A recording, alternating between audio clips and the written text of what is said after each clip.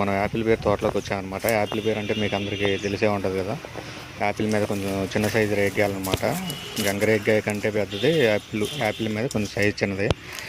ఈ తోట మొత్తం ఇప్పుడు పూత పిందె మీద ఉందన్నమాట. మొత్తం 5 ఎకరాల తోట ఇది.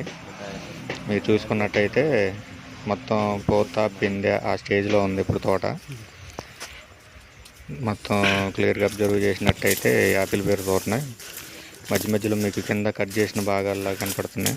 వాటి గురించి చెప్తా చూడండి. ఇప్పుడే సైజు వస్తుందన్నమాట. మనం ఎక్కువగా వీటికి మైక్రో న్యూట్రియంట్స్ అనేది ఎక్కువ ఇవ్వాలన్నమాట. ఈ మైక్రో న్యూట్రియంట్స్ ఇచ్చినప్పుడు మైక్రో న్యూట్రియంట్స్ అంటే జింక్, ఐరన్, మ్యాంగనీస్, బోరాను ఇవి ఎక్కువగా ఇవ్వాలన్నమాట. మెగ్నీషియం, సల్ఫరు ఇవి ఎక్కువగా ఇవ్వటం వల్ల మనకేంటంటే కాయలో ఉన్నటువంటి భూమిలో మనం ఇచ్చిన ప్రోటీన్లు అనేవి కాయకు అందిద్ది. ఆ కాయ ద్వారా మనం తీసుకుంటాం కాబట్టి న్యూట్రియంట్ అనేది మనకు కూడా సఫిషియెంట్గా అందిద్ది అనమాట. ఈ యాపిల్ బేర్ కాయలు ఏంటంటే